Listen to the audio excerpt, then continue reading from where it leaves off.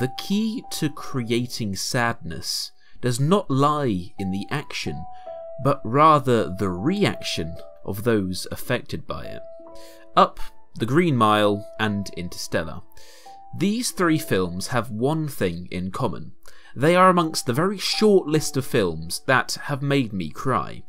In this video essay, I will be analysing why these films can deliver such powerful emotion to help you apply said traits into your own works.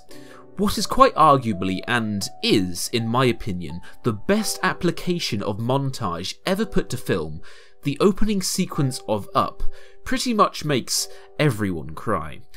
The director manages to bring an audience to tears using nothing but the camera and music. An example of how the camera is used to convey emotion is in the brief sequence where we are shown that the two characters are expecting a baby, but for some reason the child dies.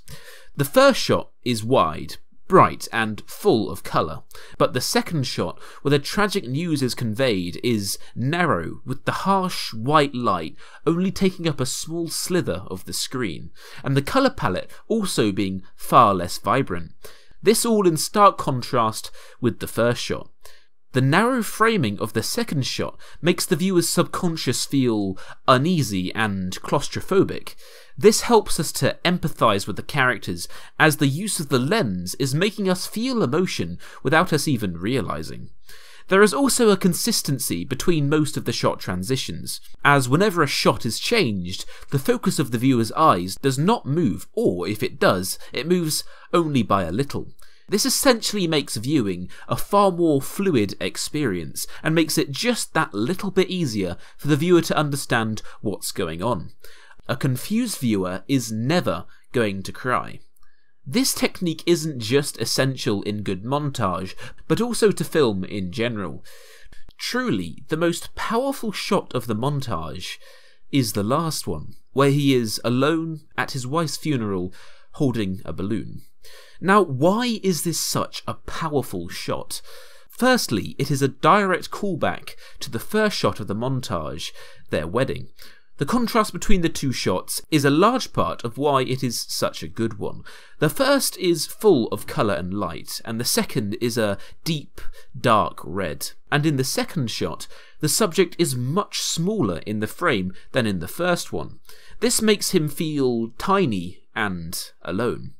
If you look beyond the lens and into the actual context, there is also a powerful contrast. In the first shot, Carl has his youth, a large family, and a loving wife to live for. And in the second shot, he has nothing. Absolutely nothing to live for and give his life purpose.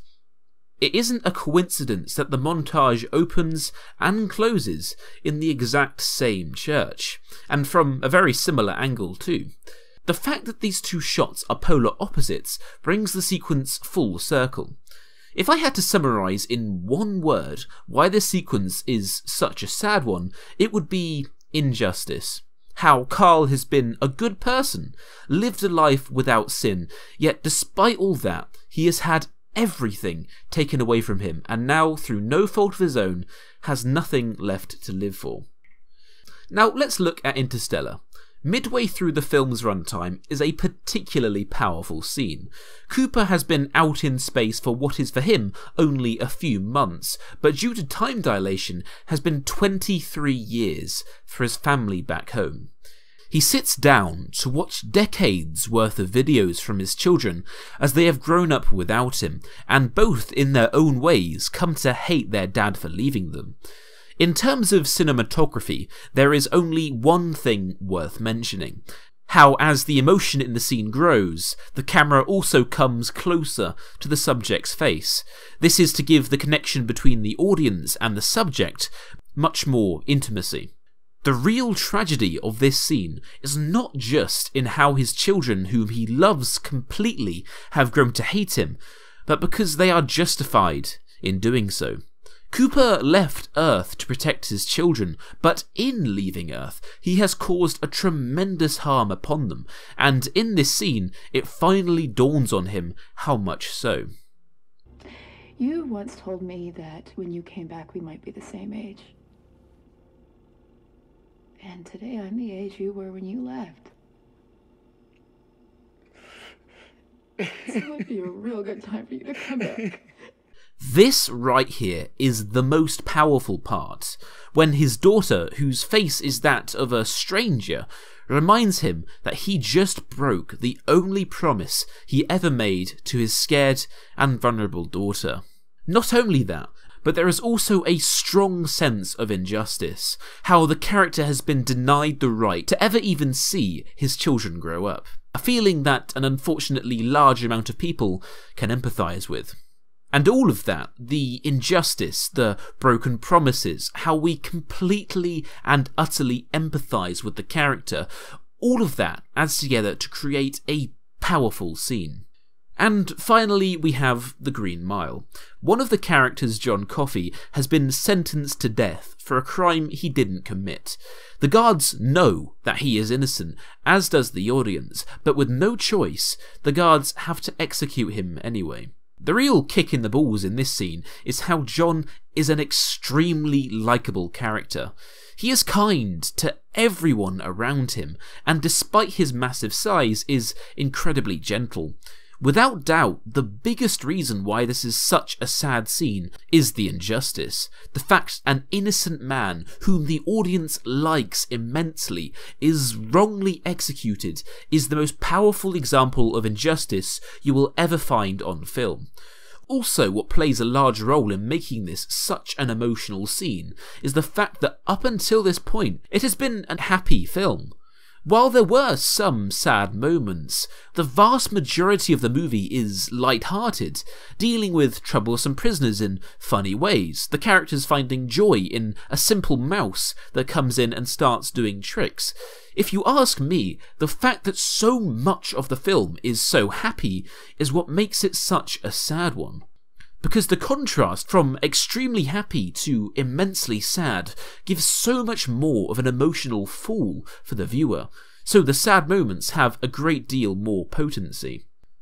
Now that we've analysed the three examples, let's compare them and ask what trait do they all share? Well, it's a simple one. Injustice. Injustice is an integral part to any sad scene, as if the characters are happy or in any way, shape or form get what they deserve, it compromises the sadness that you might be trying to convey. Of course, injustice is only one small part of what makes a sad moment. A lot of people would argue that you need to be sympathetic towards the characters, but I respectfully disagree. In Interstellar, Cooper is crying because he has been robbed of his relationship with his daughter. I don't have a daughter. How can I be sympathetic towards that? And in Up, it is sad because Carl has lost his wife. I'm not married. I'm a nerd. I've never even had a girlfriend. How am I supposed to feel sympathetic towards Carl? Rather than being sympathetic, I would argue it's far more important to be empathetic towards the character. A bad filmmaker will make the audience understand simply that the character is sad, but a good filmmaker will make the audience know why that character is sad.